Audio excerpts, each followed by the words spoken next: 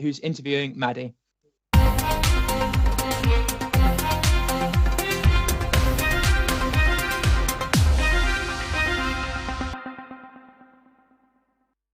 I'm now joined by Maddi Cannell. I'm Beth Hardisty, forgot to mention that.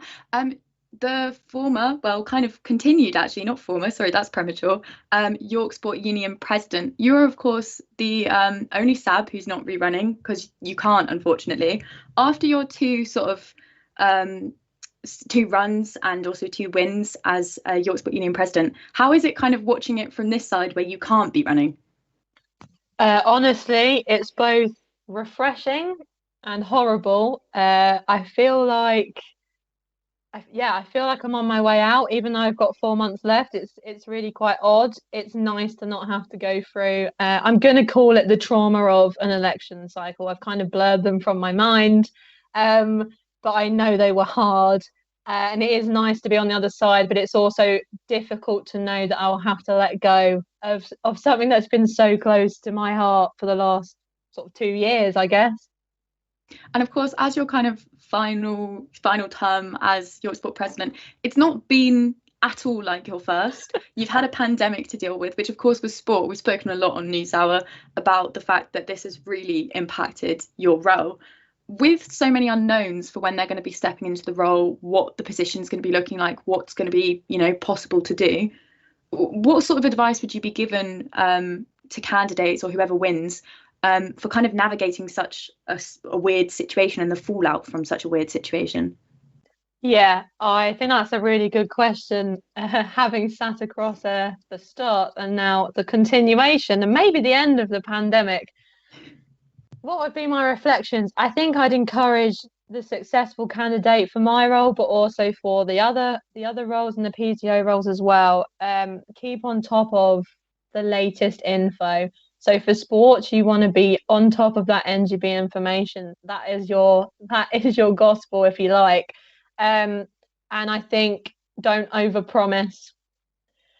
Something I've had to learn this year, it is really hard. I mean, it's hard to promise anything. If anything, I'm under-promising, to be honest, because it's second-guessing central on what's going to be possible, what's possible moving forwards. I think a successful candidate's really going to need to think hard around not what a normal year for York Sport Union will look like, but what a continuation of the impact of COVID on sport is going to look like. I'm thinking here about the lack of memberships that have been bought, the lack of engagement that every club has suffered with throughout the last 12 months, and consequently the fact that we may have clubs without committees, and that will be a real issue. And I would really urge candidates to not go into this year thinking it is going to be sunshine and roses, no pun intended, and back to sort of business as usual, because I think business as usual is out of the window now. This is an opportunity for something new and something fresh. And of course, with that in mind, I know you can't run, and I know we're blacking out the previous elections. What do you think would be on a manifesto if you were to be running for the position this year? Yeah, I can't pretend I've not sort of thought about this, because it is really hard to let go of student politics when you're this wrapped up in it, and that I know makes me sound very sad and old, like I need to move on. My manifesto, if I was writing it this year, would have a massive focus on facilities. And that the primary reason for that, and I've been banging on about this for 2 years, is there are 2 new colleges coming on Hes East. One of them opens this autumn. There has still been zero investment in facilities over the last 2 years, and that is on top of the previous 8 years where there was zero. The most we've got done this year is £5,000 into Derwent squash courts to build some cages. I mean, that is just not good enough, right? The uni's starting to come around to our way of thinking, so I'd definitely be promoting that agenda. I'd really be promoting this support for clubs at both a university and college level, because as I said in my last answer, memberships are down, engagement's down, not college committees. What am I talking about? Sport committees aren't going to get filled, and you're going to have a real issue walking into term 1 trying to solve the fact that you've got maybe a group of people that love, I'm going to pick rollerblading, although this isn't a specific example. You've got a load of people that love rollerblading, but none of them have run for the committee, and now it doesn't exist on campus. So what are you going to do about that, right?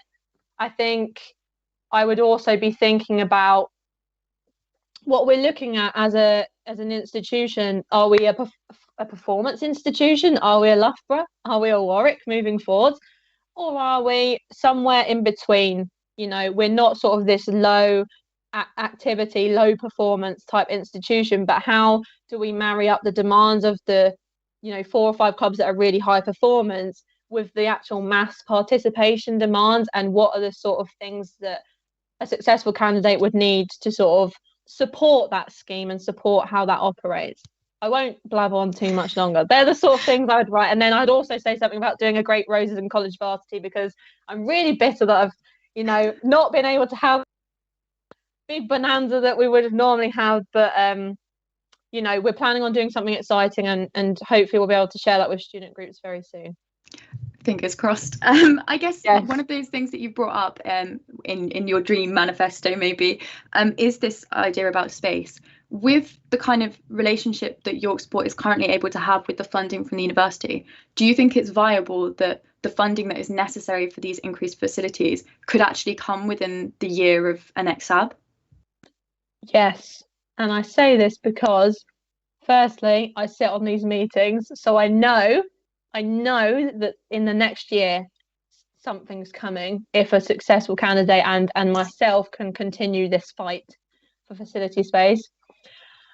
And around that, I know this again because we've got this sports strategy, which I often talk about whenever I come onto URY. Whenever I send the Sabs in short, I'm like, we're drafting the sports strategy, and people are like, what is the sports strategy?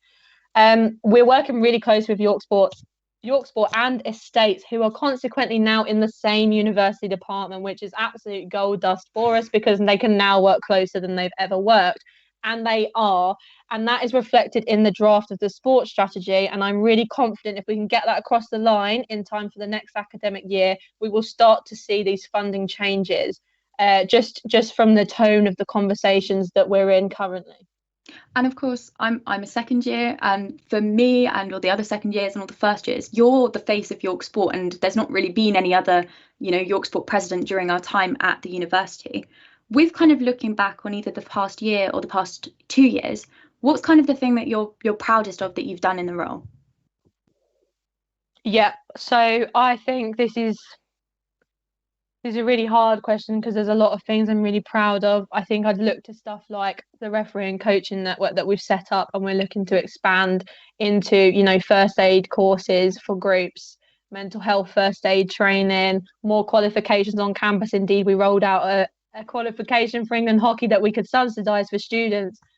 But I think the thing I'm absolutely most proudest of, and it maybe strays away from the whole the nature of the role of York Sport Union President being traditionally seen as university sport focused only, and that is the work we're doing with the college sport team. We've introduced a college sport committee. We're having these conversations around extra staff resources, which is quite frankly needed.